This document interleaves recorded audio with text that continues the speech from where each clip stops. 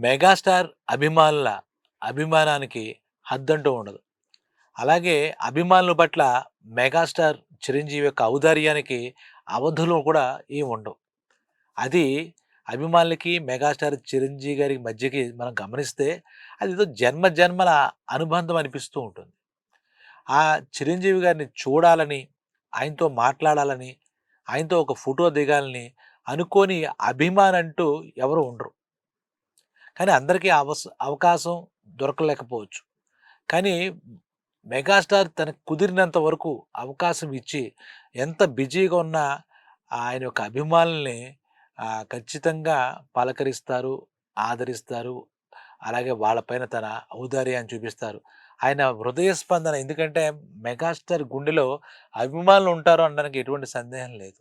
ఎప్పుడూ కూడా అభిమానుల గురించి ఆలోచించి ఆయన అంత వినోదం చేయడానికి ఏ వయసులో అయినా సాహసం చేసి ఆయన ఎన్నో వ్యయప్రయాసాలు ఓర్చి, కష్ట నష్టాలు కోర్చి ఎంతటి పాత్రైనా కష్టమైన పాత్రైనా అభిమానుల కోసం చేస్తారు.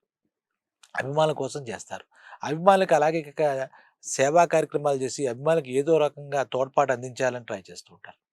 అలాంటివి వింటూ ఉంటే కోకొల్లలన్నమాట. అలాగే అభిమానుల సాహసానికి కూడా మెగాస్టార్ విషయంలో అంతుండవు. ఆయన ఎక్కడైనా మీటింగ్‌లు కనెడితే స్తంభాలు ఎక్కుతారు, ఇంకో చోట ఎక్కుతారు, ఇంకో చోట ఎక్కుతారు, రకరకాల చొక్కాలు చింపుకుంటారు. ఆయన వద్దని వారించినా కూడా వాళ్ళు చూపించే అసలు మనం ఊహకు కూడా అందదు. నిజంగా మెగాస్టార్ జన్మ ధన్యమని ఆయన భావిస్తారు. ఆయన నిజంగా ఆయన ధన్యజీవే. ఆయన జన్మ ధన్యం. అందుకే ఆయన కారణ జన్మలో కూడా అని తీరాలి. ఎందుకంటే ఇంతమంది గుండెల్లో ఆయన ఉంటాడాయన. ఇంతమంది గుండెల్లో ఉంటాడు. వాళ్ళ కళల్లో ఉంటాడు. ఆయన నుంచి స్ఫూర్తిని పొందుతారు, ప్రేరణ పొందుతారు. చూస్తే చాలు, చాలు ఇంకేం లేదు మన జీవితంలో అనుకునేవాళ్ళు ఎంతోమంది. ఇవాళ అటువంటి అరుదైన సంఘటన ఒకటి జరిగింది. ఎక్కడో ఆదాన్ నుంచి ఆదోని అనే 300 కిలోమీటర్లు హైదరాబాద్‌కి 300 కిలోమీటర్లు సుమారుగా అటు ఇటుగా ఒక మహిళా అభిమాని అసలు ఏమనాలో తెలీదు.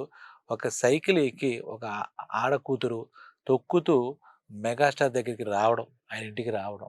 ఇద్దరు పిల్లలతో ఆ సైకిల్ మీదే. నిజంగా ఆవిడకి ఎన్నాళ్ళ నుంచి ఉందో ఆ ఉద్దేశం ఇంకోటో, ఇంకోటో తెలీదు గానీ, మెగాస్టార్ అంటే ఇప్పుడు మెగాస్టార్ దగ్గర నుంచి చూసే జన్మ తరించిపోయింది, పులకించిపోయింది అనుకుంటారు అభిమానులు.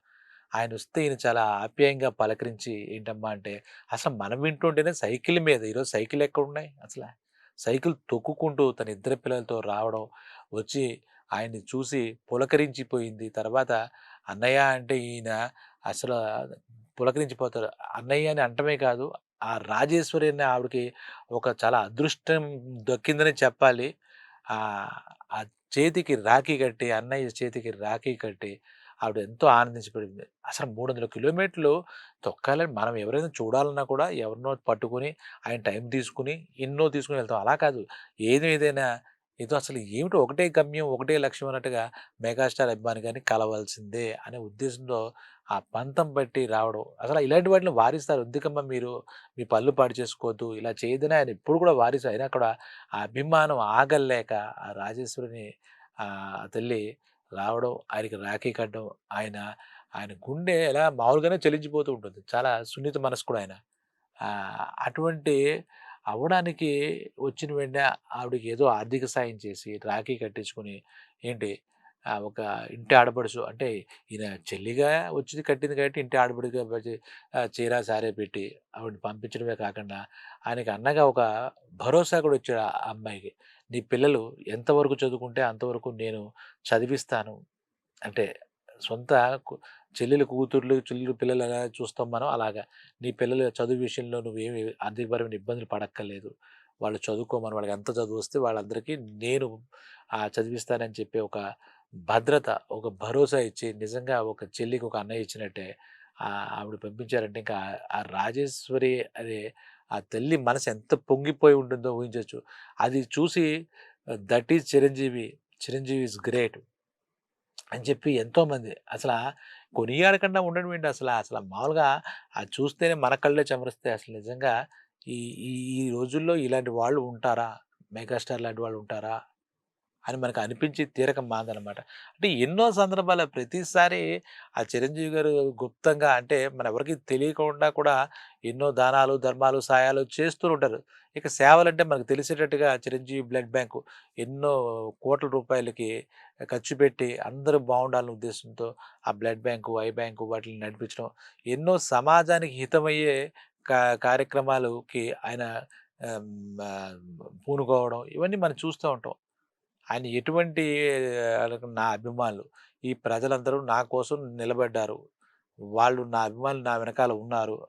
వాళ్ళకి నేనేదో చేయాలి. వాళ్ళ వల్ల నేను ఇంత అభిమానుల వల్ల ఆయనేం అవ్వలే. ఆయన చేసిన నటనకి అంతమంది అభిమానులొచ్చారు. కానీ ఆయన అలా తీసుకోరు. అభిమానులు నా వెన్నంటే ఉన్నారు. ఇప్పటికే ఉన్నారు. నన్ను అంటిపెట్టుకునే ఉన్నారు. నా కోసం ఉన్నారు. వీళ్ళంతా నాకు రక్త సంబంధీకులు. నా సొంతం. ఇదంతా నా అభిమానులంతా నా కుటుంబ సభ్యులని ఆయన భావించే విధానం. ఏదో వచ్చారు అంటే ఏదో పేరొస్తుందని ఇలా ఆయన కొత్తగా వచ్చే పేరేముంది? లేదు.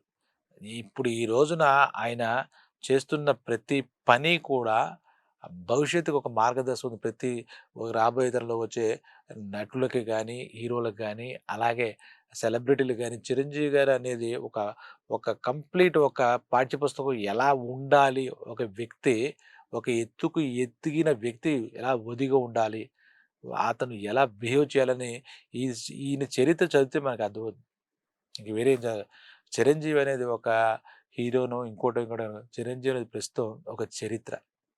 ఆ చరిత్రలో ప్రతి పేజీ కూడా మనకి ఒక పాఠమే అవుతుంది. ప్రతి పేజీ. చిరంజీవి అనేది ఒక చరిత్ర. ఇప్పుడు రానున్న కాలంలో ఇది ఆయన కీర్తిస్తూనో, ఇంకోటో మనం అనుకోక్కర్లే. చిరంజీవి అనేది ప్రస్తుతం ఒక చరిత్రగా మారింది, మారనుంది. ఆ చరిత్రని రానున్న తరాలు చదివి వాళ్ళు కూడా ఆయన మార్గంలో వెళ్ళి మనందరం కూడా విజయవంతంగా వెళ్ళాలంటే ముందు ఇంకోటి కాదు.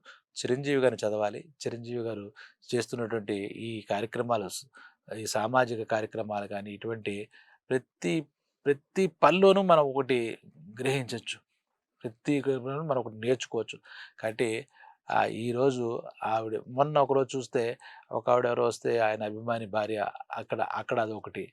అభిమానులను ఆదరించడం విషయంలో మెగాస్టారే సాటి అని నిర్ద్వందంగా చెప్పొచ్చు. సో, మెగాస్టార్‌కి మనం ఏం చెప్పినా తక్కువే. ఆయన గురించి ఏ రకంగా కొనియాడినా తక్కువ.